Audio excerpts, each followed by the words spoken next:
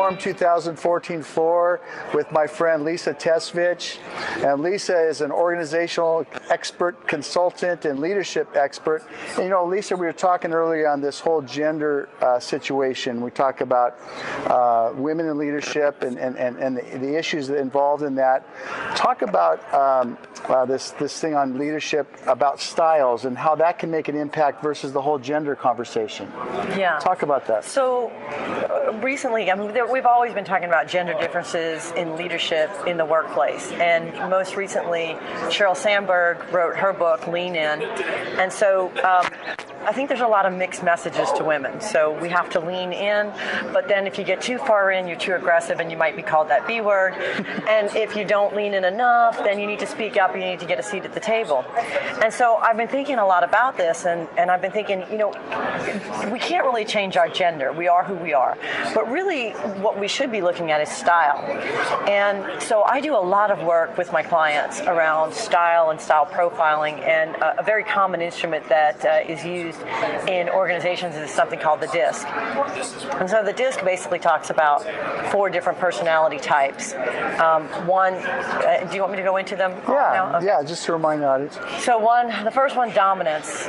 Essentially, people who are high on the dominance scale are very confident. They've never met a problem they can't solve. They believe in themselves. They are aggressive. They talk a lot. They're fast-paced. And they also tend to be very decisive. They're focused on the task. They're focused on the bottom line.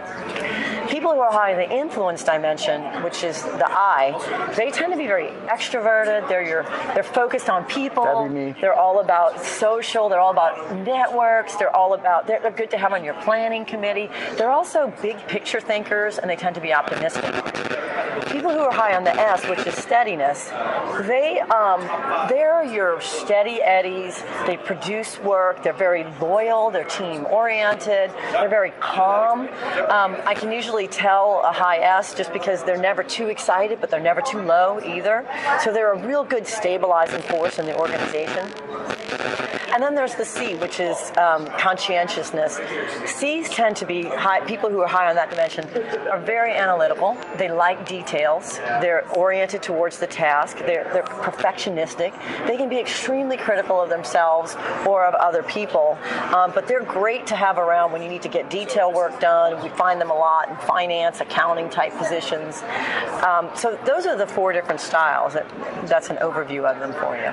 So, and with these styles in leadership, when can these strengths, because we've seen the strengths that you mentioned in these styles, and you talked about the positiveness, when can these strengths become a weakness in the styles? Yeah, and that's an excellent point, because any of these styles in overuse can quickly become a weakness. So, and this is also where I want to talk about just some of the differences in gender. So typically, the women who are referred to in the workplace as the B word, they're high on that D dimension. They're high on that dominance dimension. So, and that's where, like, men who are high on that dominance dimension, they are sometimes referred to as demanding or overly aggressive. But sometimes, even though they're perceived as good leaders, some of them are overly demanding and overly aggressive. Females the same way. Some females who are high on that D dimension are perceived as great leaders, but sometimes they're perceived as the B word, or oftentimes I hear from my women who are high Ds and the people who work for them that they can be intimidating, because you're just not quite sure what to do with a woman who is, really aggressive. So they can come across as intimidating. Yeah. People who are high I's, influence dimension, they can be viewed as visionary, both men and women. But men sometimes, if they're too high on that I alone, they sometimes are the ones that are schmoozing, so they can get perceived as being too political. Women who are too high on that I sometimes are perceived as too fluffy. and too talkative, because Yeah. that high I, they tend to be very talkative. High S's, when you're a male leader, you can come across as being very calm. But you can also be seen as not moving quick enough, not being urgent enough. And the high S's are the women in the workplace who are often told you need to speak up, because they're the ones that tend to be very quiet. So that's the speak up and say more of your ideas. Because we need your thoughts. Right, exactly. And that's the type of woman who gets told that. The high C's are, they can come across, men or female, as especially the men, they'll be called a jerk because they ask a lot of questions. And it's not because they're trying to be a jerk, it's because they have a need to know. So everything is why. What's the detail behind that? And women who are high on that C dimension sometimes can be referred to as complaining or whining too much in the workforce.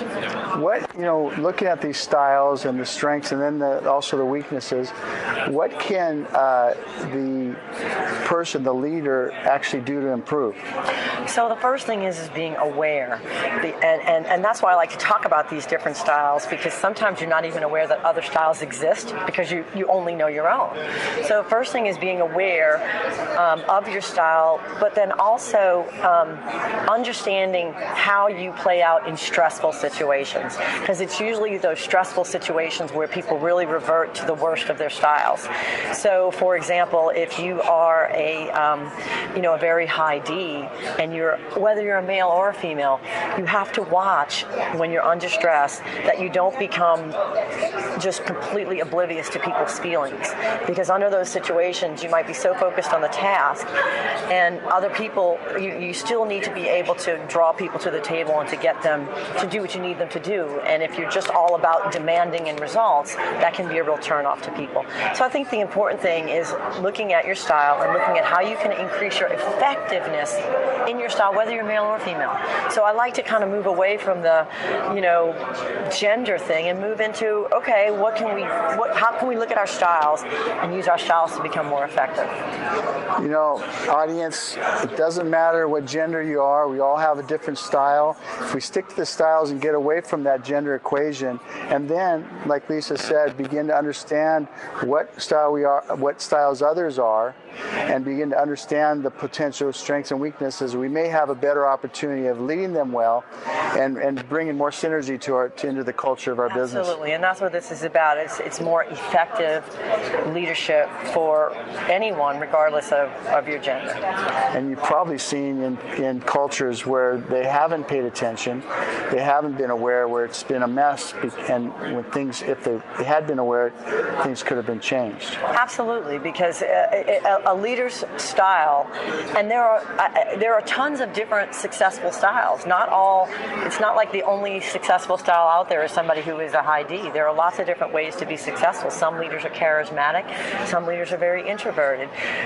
It's about how do you take who you are and amplify that part of your success, and work with the parts of your style that aren't very helpful to you in your role. And that should be encouragement to those leaders out there that maybe didn't test well in what the typical style would be, and realizing that it doesn't pigeonhole, it's just an awareness piece, so you can improve on those areas that maybe wouldn't be your natural go-to. Absolutely.